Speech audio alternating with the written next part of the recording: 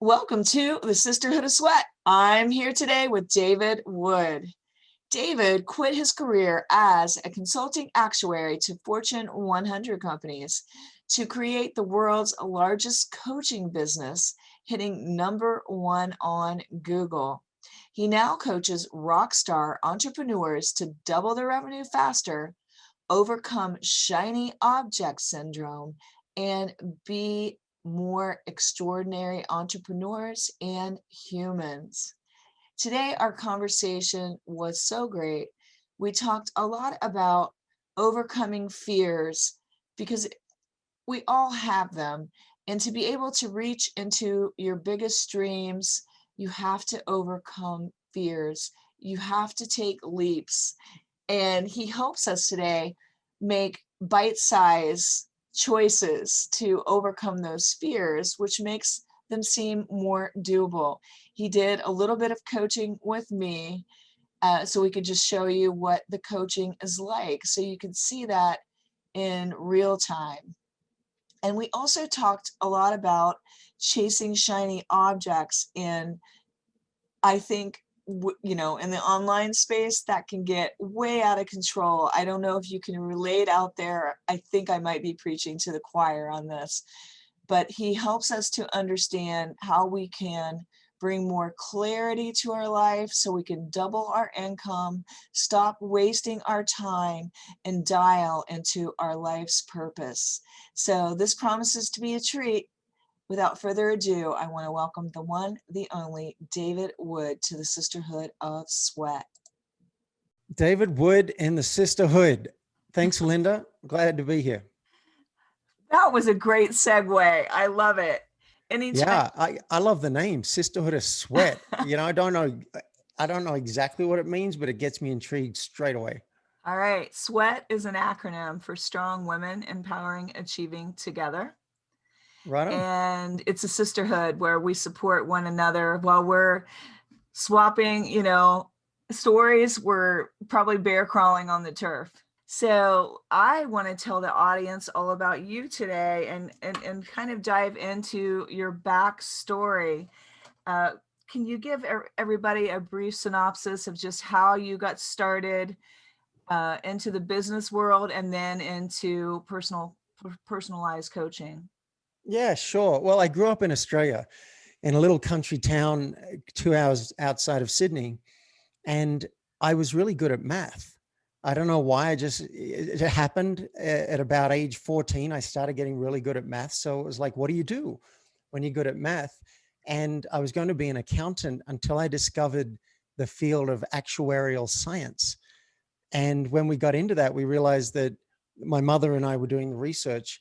It was really hard to qualify. You get paid more than an accountant does, and there's some prestige that comes with it. And they were giving out scholarships.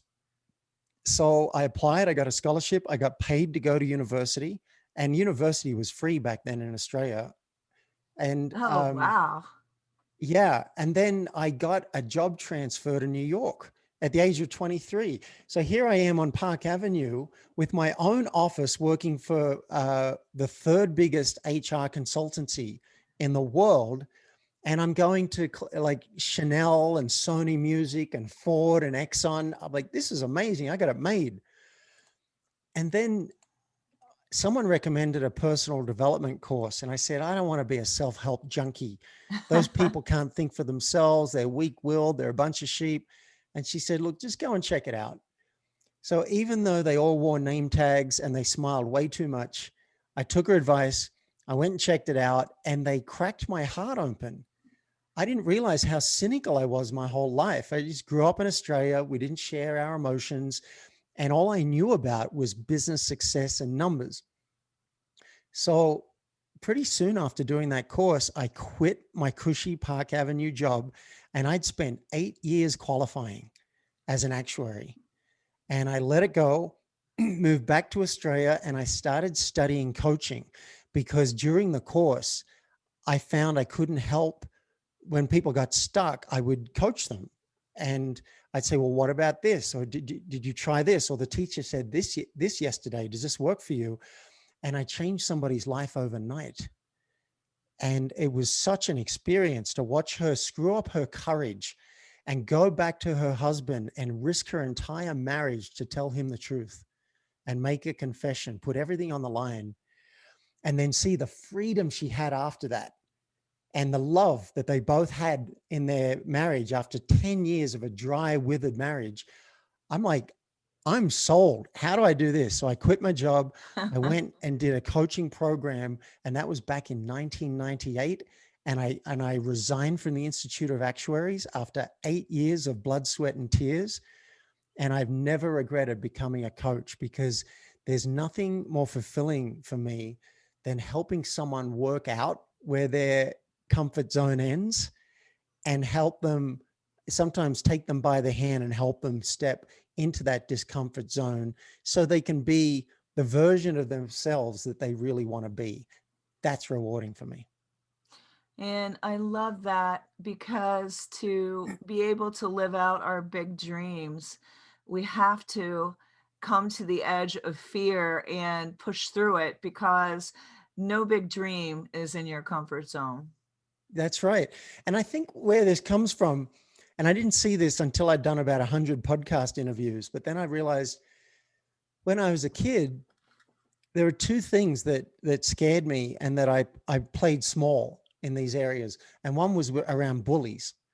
Bullies would, push me around, and I wouldn't stand up for myself because I was afraid of getting a broken nose or whatever might happen. And also with girls, I was scared to ask them out.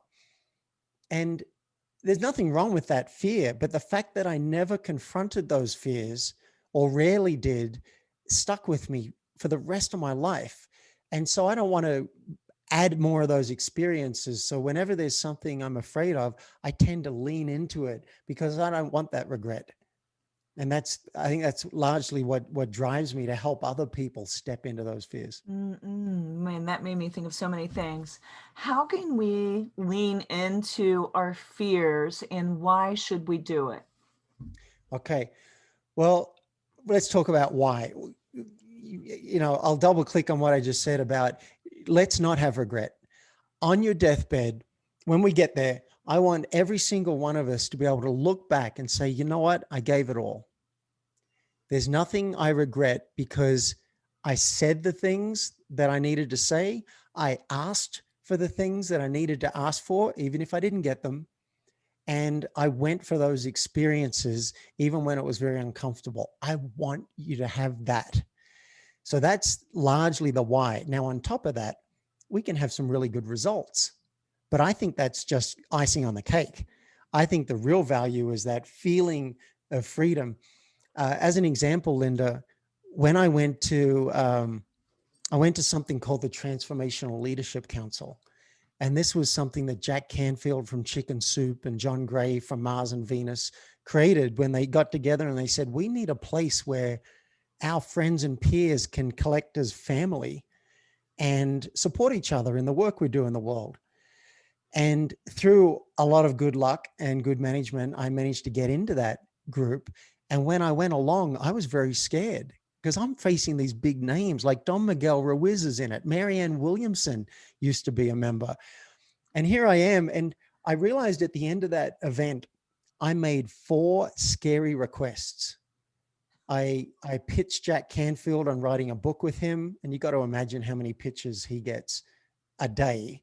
But I said, I've got to do it. It feels right. I asked someone to be a client. I asked an Oscar-winning film producer if I could ride along on his next film shoot. I did all these things. And I asked a woman who I just met if she'd go to Colombia with me. Now, my flash of insight at the end of this event was I didn't need a yes from any of those requests. I felt great about myself because they were my truth and I got to express them. Now, as it happened, I did get at least one yes. So that was a bonus, but it was the going for it that was the real win. Had I not done it, I would have regretted it and I would have felt small and I'd be kicking myself. Oh, you should have done that. You should have. Well, David, what if you just asked? You never know. I think success is you ask for 100 things and you might get 3 of them. You ask for 100 big things, you might get 3, and you get 97 no's. But keep playing that game. I don't know if I answered your question. Well, guess what, David? Guess what happens if you don't ask? You don't get any of them. No is the default answer. You're starting with a no, You're right? starting a zero. You're So, starting with 0.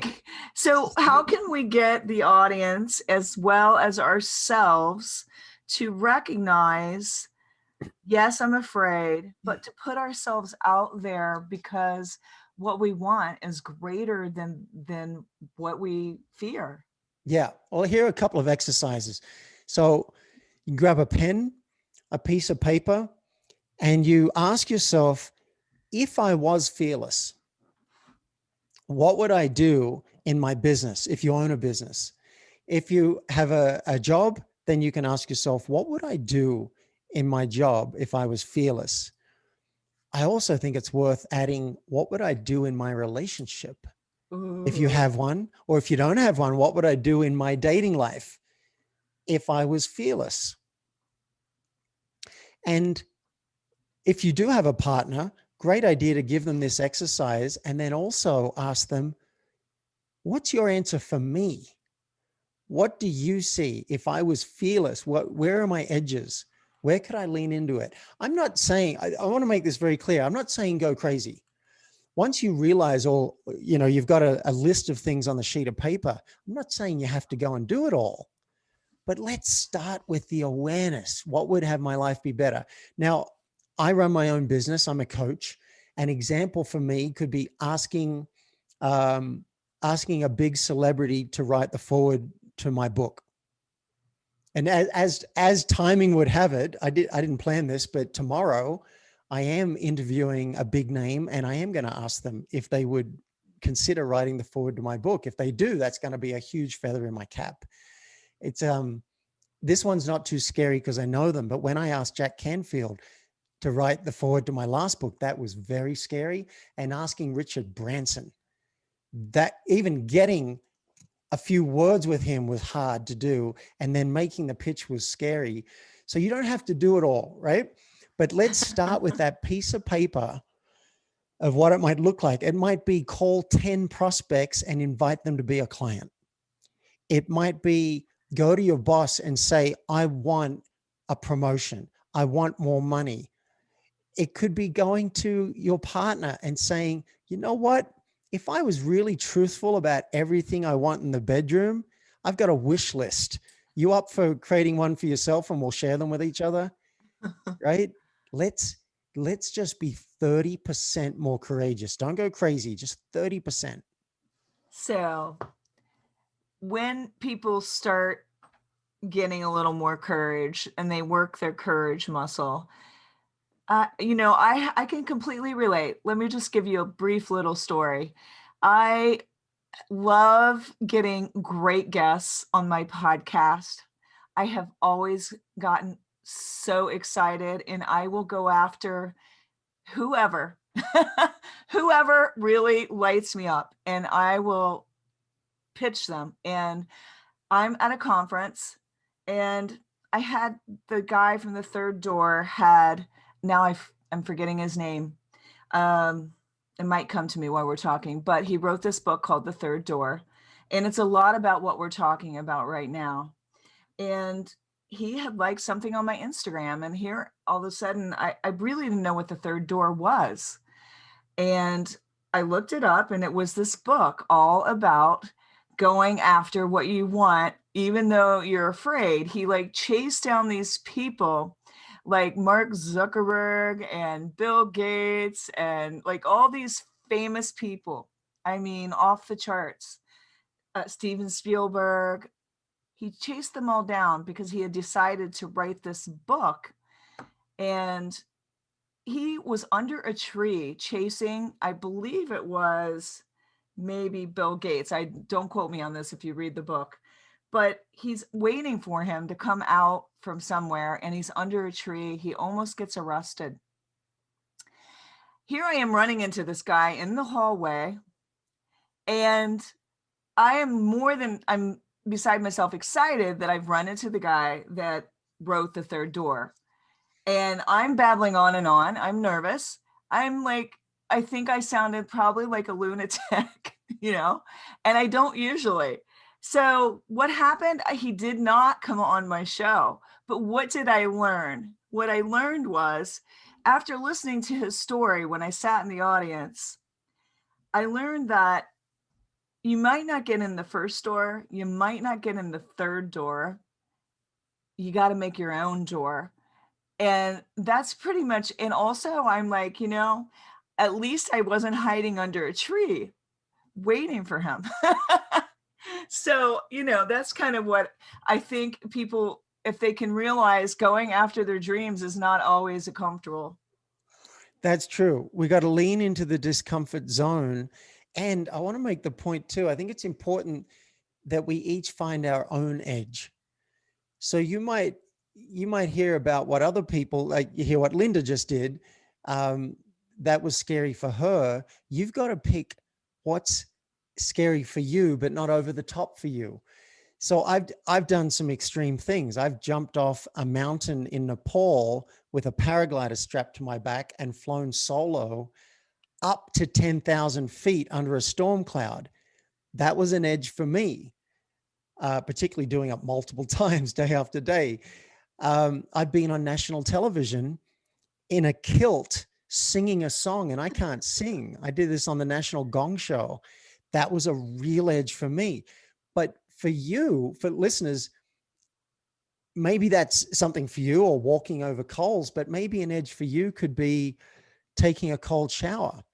You might want to do that and lean into your discomfort zone there. It could be just asking for a project at work. It could be asking someone who works with you to be on time instead of being late all the time. You find your own edge in your own sweet spot. That's why I talk about 30% more courage. Don't go crazy, and don't just stay in your comfort zone. Find a balance for you.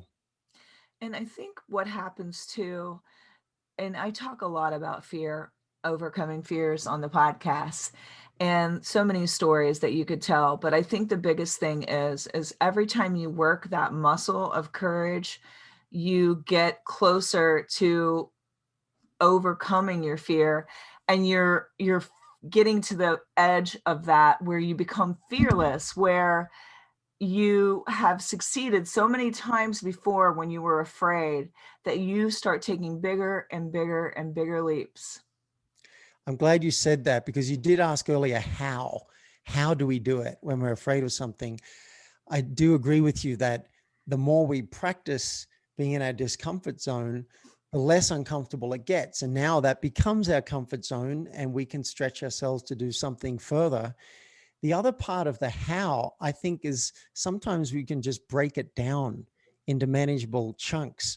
So back to the idea about the cold shower, I've been doing it recently, partly because there are health benefits, but also I want to train my brain, reframe it. And I'm in Boulder, Colorado. There's snow on the ground. So that shower is cold. But I found that if I'm going to just step into the shower and do it full on, that's too much. That's too much for me. So I break it down. I might put the right arm in for 10 seconds, then the right leg for 10 seconds, then the left leg, right? And I build up to it.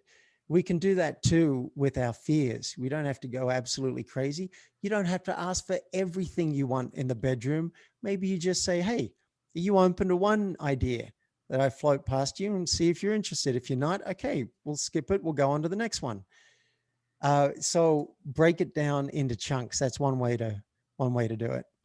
And I really believe that when you expose yourself to what you're afraid of more, like what you're saying with the cold shower, mine was the Grand Canyon. I'm afraid of heights, and we were at the skywalk, and it was a sheer drop to the bottom, and this glass, you're looking to the abyss below.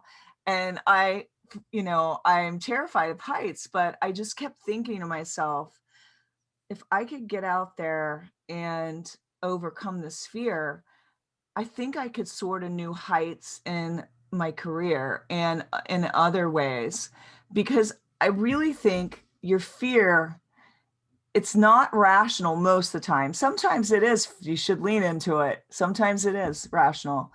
But that in that instance, it wasn't really rational. And if you could just realize overcoming that fear will give you more confidence the next time you're afraid of something, that you overcame that fear so you can do this. Yeah, exactly. Some people look at what I do today and they go, I would never have the courage to do that. And I could say, well, I didn't start here. I started, like, tough conversations is something I'm passionate about. And that started for me 20 something years ago when my coach said, make a list of the people you don't like, people you resent, people you hate, people you wouldn't want to cross on the street. It took a while because my brain was hiding those people from me, but we kept on going, and day after day. And then I came up with quite a list. And then the coach is, okay, now call them. I said, hell no. I'm not, I'm not calling this bully from 20 years ago at school and It's saying, very uncomfortable. oh my God, I couldn't do it. But, I said breaking it down and chunking it down is one way to go. So I didn't start with a bully. I started with some other conversations that were easier. And then I got some coaching to reframe it. She said, what are you afraid of? Which is a great question to ask yourself, by the way. Like, really get clear what you're afraid of, because as soon as you name it, it has a bit less power. And I said, I'm afraid he's going to think I'm an idiot. And she said, great, lead with that. That actually was good advice. And that gave me access to calling him. So I called him and I said, I'm so nervous to call you after 20 years because I'm worried you're going to think I'm a complete idiot. And he said, oh, well, what have you got? Shoot, tell me. I'm curious now. And it just opened things up. And we had an amazing conversation. I said, I hated you for years. We used to be pretty close. And then you just one-upped me and pushed me around. And I tried to one-up you, but you were better at it. And I want you to know I'm letting go of it. And you don't have to do anything. I just wanted to tell you and connect. And he said something that blew me away. He said, well, what can I do now to help you or us move forward? This was the jerk that I'd hated for years. So you don't have to take on everything at once. You can just start to get aware. Okay, this is my edge. This is my discomfort zone. And then step by step, look at this interview you and I are doing right now. If you want to do podcasting, you're not going to start maybe with Tony Robbins. And you're not going to start by trying to get on the biggest podcast with like 3,000 reviews. Well, why do that to yourself? Go and start with a little one. And then if that goes well, you go and do another one. Then you build your way up. 30% more courage. You know what happens when you do it that way, building it? You're ready when you do have the big fish on your podcast, because if you Right. did it right at the beginning, you would be so not ready.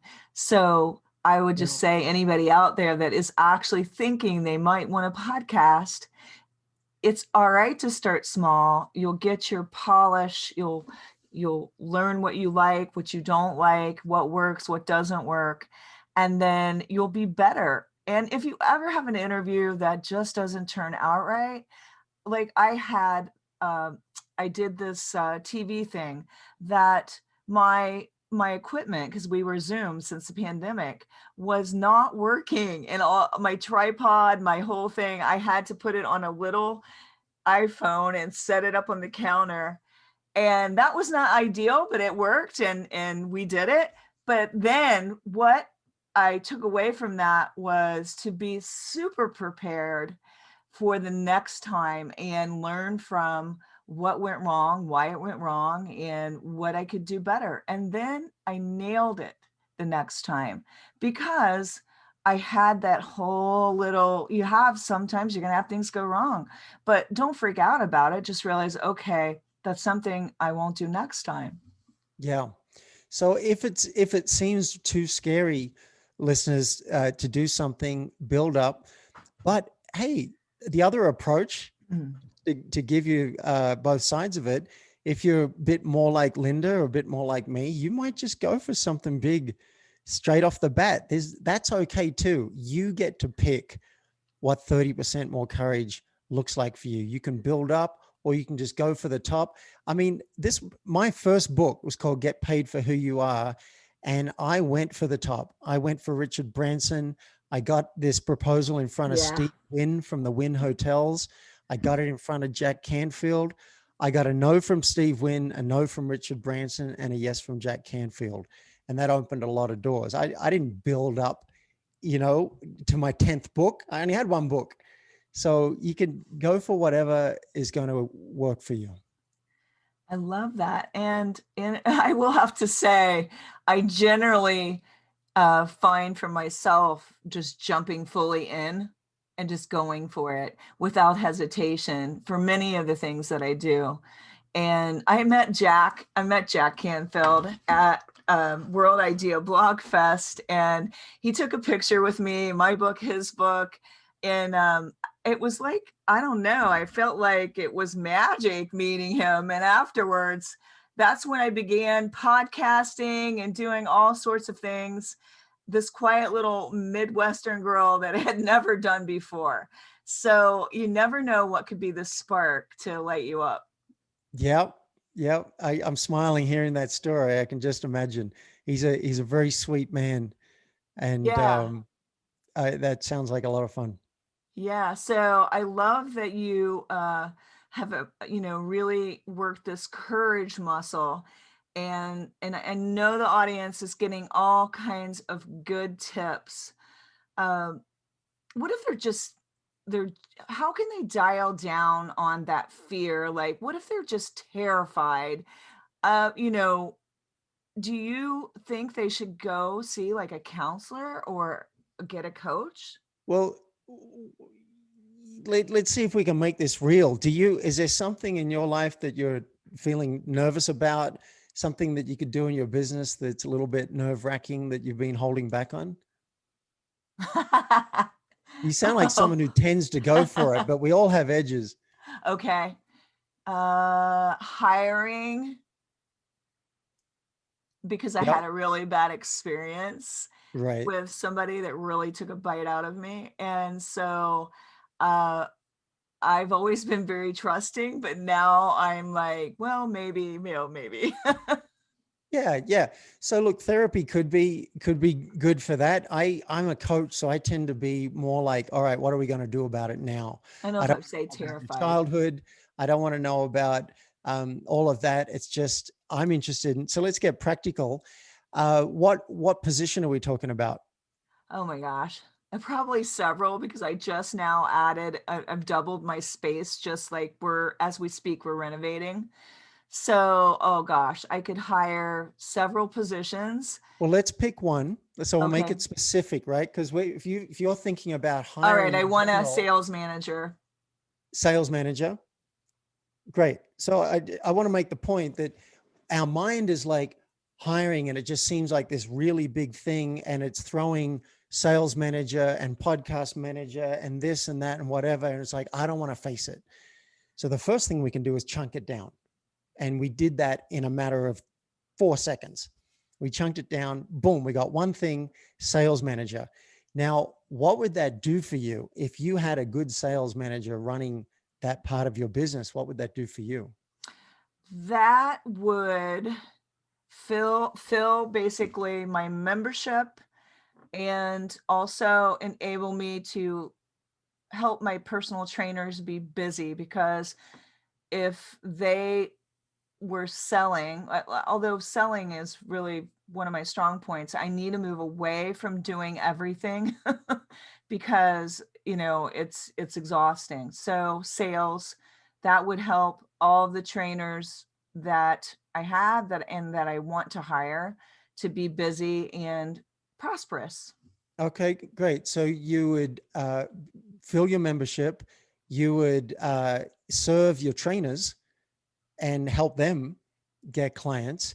And I imagine this would free up time of yours to do other things. What are some other things you might do with that time once that's given back to you?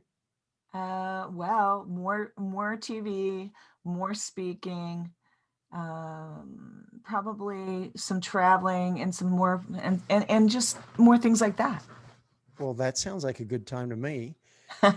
So how can you mitigate the risk? You got burned before. What could you do differently this time so that your That's chances what of I getting, don't know. I'm like, how do you find people that that you trust, like when you're interviewing them? I think it's the whole process of the interview. Like if I'm interviewing someone cold, I don't know them, so how do I figure out, is this person honest, hardworking, and trustworthy? That's yep, all I want. yeah, okay, got it. So I have a couple of ideas for you that I'll run past. One is to have a really good test. So when I'm hiring, and right now I'm hiring a social media manager, I write down the skills. They need to have discernment when they're editing a video and know what to keep and throw away. That's not easy. The second thing, they need to write 2 paragraphs. They don't have, it doesn't have to be amazing, but 2 paragraphs with no typos or grammatical mistakes that could go on a blog post. So, and then thirdly, they know how to use Hootsuite or some kind of social media platform. That's pretty easy if they know how to do it. So what I've done is I posted a job, and with the job, I posted the test. I said, to apply for this, look at this video and send me the first 4 minutes of your edited result where you chopped out all the fluff and just kept the good stuff, and give me 2 paragraphs I could put on a blog. That's it. Now I'm going to go through and look at the results, people who bothered to actually do Mm-hmm. it. And the people, probably 8 out of 10 of those, it's not going to be a very good edit. And I'll just discard them. And the rest of them, now we'll have an interview. But they've stood out to me. So your homework assignment, should you choose to accept it, is to write down a test that you could use for the salesperson. When I've hired salespeople before, I've said to them, this is what I'm selling. Come up with a script and send me an audio of you doing a mock conversation with someone selling this, and include in your role play these 3 objections and how you'd handle them. Boom. I just listen to the audios of people, and if someone excites me, I set up an interview with them, and then we talk.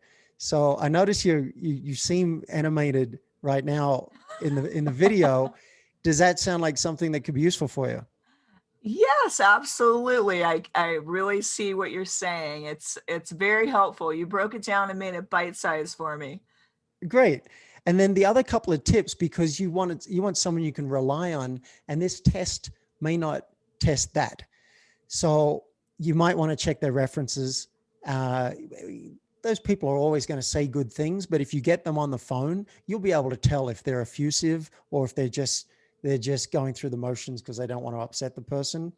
So you could check references, and also check how long they've been doing it. If they've just been doing it for 3 months, you don't know if they're going to be around in another 3 months. But if they've been at it for 5 years and they love it, I think that's a big sign.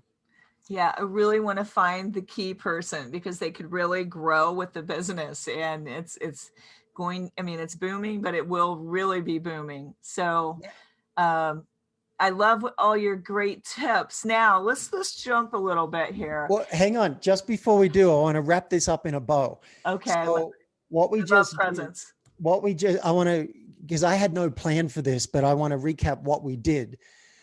We chunked it down from multiple positions to one position because that's much more manageable. We looked at the benefit to you so you could get motivated by what this would bring for you, which is a great way to combat fear, is just provide a reward that's greater than the Right. fear. And then we looked at ways you could mitigate the risk and actually get a good person this time instead of making the mistake. And after doing those 3 things, I'm curious, how would you rate your fear now about hiring compared to where it was 5 minutes ago? Higher, the same, or lower? Oh gosh, you totally lessened it.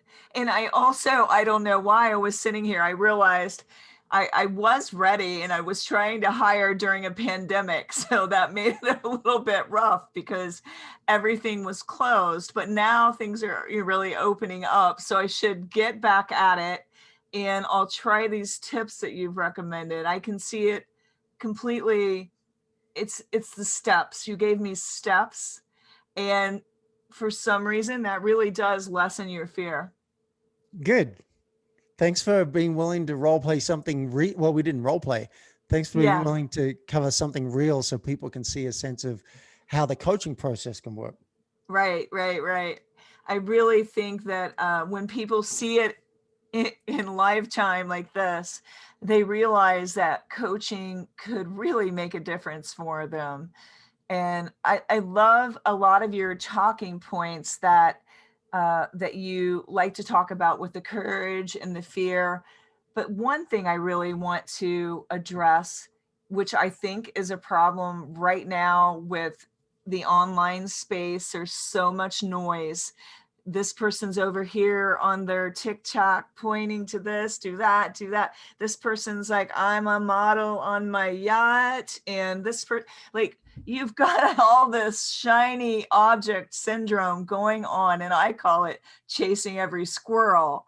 It's a freaking epidemic among all of us business owners. How in the world do we quiet the noise and get in touch with what it is we're here for and what it is we really want? Yeah, I think one of the reasons we go to retreats or did before the pandemic is we want to get away from a lot of the input and have a reset.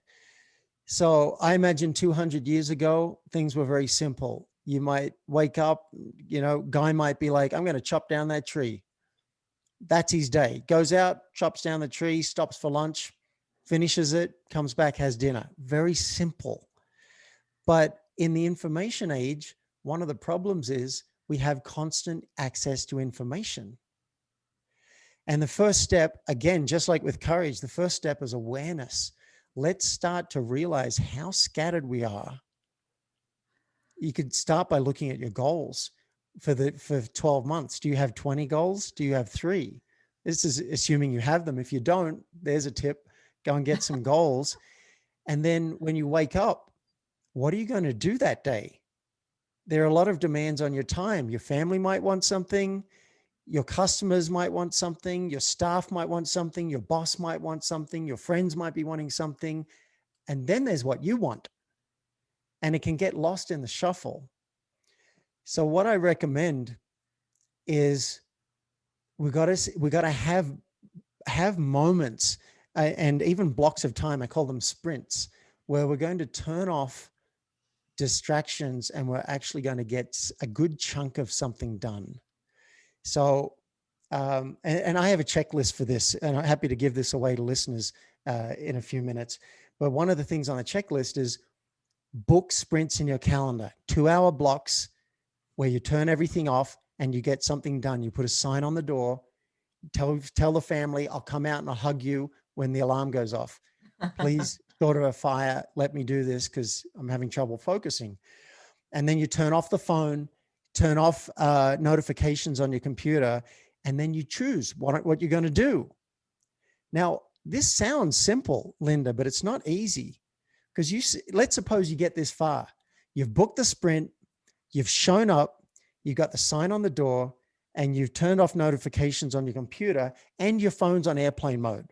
Okay, you're doing well. You got like 6 things out of 15 on the checklist already. But you sit down, what are you going to choose? Oh, I'll work on my website for 2 hours. Bah, that doesn't work. That's not a goal. I'm going to have a complete draft of my website with bio, photos, pain points, and benefits. Okay, that's concrete. Now you know what you're going to do. The challenge then is, can you actually do that? Because your mind will say, oh, hey, Linda, you forgot to order that thing on Amazon. Or, hey, for this trip that's coming up, you didn't order those medications. You got to send that text and do, oh, you know what? I'm going to need to pack that thing. I'll just grab it out of the drawer and go and put it in. I'll find myself, even during a sprint, doing some other task that is not written down on the paper in front of me. And I will say out loud, David, step away from the task. That is not what you said. Step up, because the human mind is like a monkey on crack. I say chasing monkey treats. And so we need to come back to some kind of discipline and just do what you said.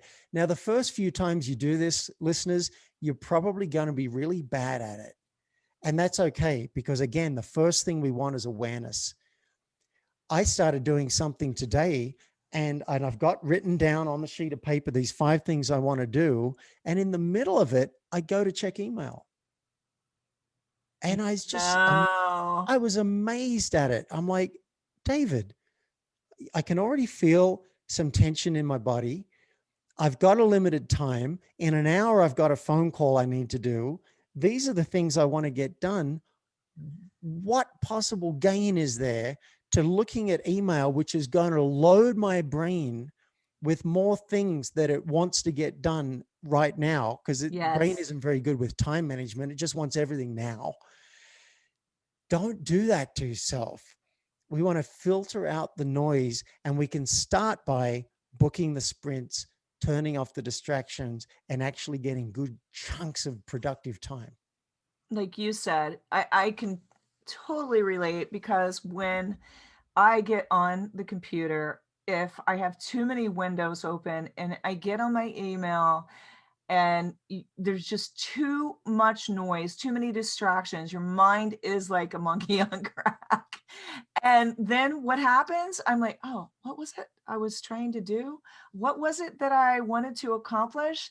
And I have to recenter. So I Yes. find like making sure I don't have all those windows, and I know exactly what my task is, especially when you're going in the online space, because there's too many things that might pop up on your windows to pull Yep. you away from what it is you want to accomplish. Yeah, we've got so many external distractions. And even if you do everything I just said and you remove those external distractions, we're still left with one more. We're left with the internal distractions. And one thing I've done for that, Linda, is had a sheet of paper next to me. And every time something comes into my brain that I think I should be doing instead, I'll write it on my later list. And I'll just put it down. Say, all right, I want to get that done. I'm not going to do it now. That's on my later list. Right, I'm going because to that's just your mind again trying to distract you from what you were trying to accomplish. Exactly. So I'm going to finish this sprint 2 hours. And then at the end of that 2 hours, then I can go and do this later list and wrap it up, because I can't just let it go, because the mind, I might be worried that I'm going to forget and I'm not going to do it. So just write it down. It's just like meditating. Anyone who's ever tried to meditate knows that if you're trying to count your breaths, you might get to 3, 8, 10, 20 if you're lucky, and then you're off. The mind is off somewhere else, and then 5 minutes have passed and you're like, oh, forgot to count breaths. Same thing with working.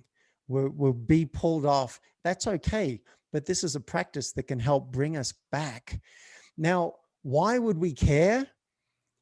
We care only if we care about results. And I'm not being facetious. If your goal is entertainment, and you don't need more money, you don't need more success, you don't need any particular results in any particular time frame, then don't listen to anything I'm saying, because it's fun to just get up and check email and check voicemail and just do what feels right and be busy and get little dopamine hits from checking text messages. That's fine. I do that a lot. It's like an addiction. You have to really watch it. It's an addiction, but if entertainment is your goal, then who cares? But Right. if you really want more results, let's say you've got your own business and you want to double revenue in the next 12 months, that might make a difference to your family. That Oh, might make right. it Yeah, put food on the table. And in that absolutely. case, you might want the checklist that we're going to give you so that you can actually be productive with your time. I believe it's absolutely possible to achieve twice as much as you're achieving now no, that's wrong. Twice as much of what's important in half the time by Yeah, filtering out the noise. I agree. I've been turning things off and really like focusing in on what it is I want to accomplish, and I'm finding I'm nailing those things better. But what about when you are in that shiny object syndrome? One of the things we didn't address, but I think this is a real reality, it's when you, David, chase this squirrel over here, it looks really attractive to me. So I think I should do that. Or when Linda is chasing this squirrel over here, somebody in the audience is like, oh gosh, I like it when Linda chases that squirrel that way. I want to do that too. But What's an pretty soon you're example? doing nothing. What's an example of me chasing a squirrel that might look attractive, just so I can get on the same page as you? Let's see. Let's see. Okay, for me, it would be I really love the guests that you had on, and like I want them on my show too. And I will stop whatever I'm doing, and I did so this morning. I was in the middle of a workout. I'm listening to this podcast. I love this lady. I literally did a little quick video and sent her a message. But she is going to come on my show. But I'm just Nice. saying, like, it's kind of like that shiny object Oh yeah. in a way. So I think that's totally valid. What Okay. you just did is wonderful. You went with your impulse. I do that stuff all the time. I might be like, you know what? I'm finally going to ask Alan Alda to be on my podcast. And I might just zip it out. I think there's value in that. Okay. Yeah. And sometimes you want to do it in the moment. So Because you that's won't do it fine. later. Yeah. It's just that we tend to do, a lot of us are doing that too much. Okay. I just coached a client today. He's got a great business in Australia selling these snorkels that cover your whole face. They're really awesome. And he said, I think I want to study some more things like trading or meditation or something, but is that a shiny object? And I said, look, if you were constantly flitting from this to that and whatever, and you're not getting anything done in your business, I might be trying to talk you out of it. But that's not you. You've been really focused on this business. It's very successful. You're going into a season now where it's not going to be very busy for you. Why not do an hour a day of something else and see where it takes you? So we just want some balance. If you're constantly chasing shiny objects, that's that's fine. Just have some sprints. Now, if you were in your sprint, Linda, and you've set your timer for 2 hours and you've got your task in front of you, then I would suggest when that idea comes up to send out that video to the guest, maybe just write that on your later list and do that at the end of your sprint, because we're trying to be focused right now for that sprint. Yeah. But we can't be focused 24/7. So outside those sprints, hey, if you get an impulse to do something, do it. Why not? Love it. Love it. This is such a good conversation. I really enjoyed everything that you brought to light today. And I think it's going to give the audience a lot to reflect upon. And I love shows like that where you want to take notes and it makes you lean in and listen. So you really did bring some valuable points today. What are the 5 steps, briefly, to doubling our revenue? Okay. I'll give you, I'll give the 5 steps briefly, and then the checklist will give you the rest. So number one, have 12-month goals that will have you do the happy dance. And this, not just, oh, these seem like a good idea, but I would really be happy if I achieve these. Number two, 12 months is too far out. So we have to bring it back to 8 weeks.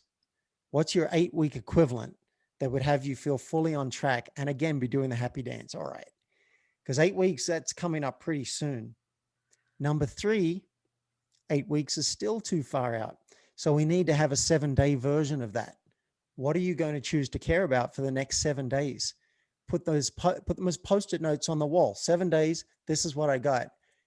And this is what I choose not to care about for 7 days. All my other tasks are in another column. I've got a board right in front of me with my 7 days and then everything else that'll one day get into the 7 days. So that's 3. Number 4, book sprints. Book sprints in your calendar, 2-hour blocks, where you'll turn off all distractions and you'll work on your 7-day tasks. And then last one, this will set you up for the next 7 days, but 7 days from now, you won't have 7-day goals. You'll have run out. We need a system in place. So book a CEO date with yourself once a week. just 20 minutes. That's all it is. 20 minutes where you look back and you celebrate what you've accomplished, because you probably did 10 times more than you realize. So you celebrate, and then you look at your 8-week goals and you create your 7-day plan for the next 7 days. It's got to happen every single week. Otherwise you get lost again.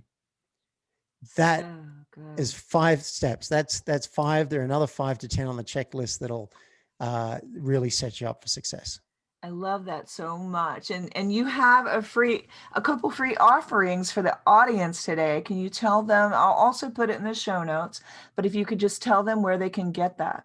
Yeah, I have a gift basket of goodies. There's the checklist, as I just mentioned, on which is really designed for productivity, but specifically for how to double revenue and your time off over 12 months. That's why I created the list. Secondly, I have a training that used to be 2 hours, but I spend hours boiling it down to 35 minutes. Again, it's on how to double revenue and your time off over the next 12 months. And I'll give you free access to that training. And the third gift, if you meet certain criteria, I will get on the phone with you for free for 15 minutes and help you identify the low-hanging fruit in your business. I can usually do that really fast, because the plan for you to double revenue is not the same as someone else's plan to double revenue. So all 3 of those things you can get at myfocusgift.com. How can you create something more memorable than that? myfocusgift.com. Take you straight there and enjoy. I don't know about you guys, but I'm already ready to sign up for that call. The low hanging fruit in your business. You definitely want to go for the better fruit. That's right. That's right. So I'd be good. happy to do that call with you. That'd be a lot of fun. So good. Thank you so much for all of the value you brought to the audience today, and your wisdom, and just the way that you dialed everything down to make it seem doable. Thanks a lot. And thanks everybody for listening today to this episode of the Sisterhood of Sweat.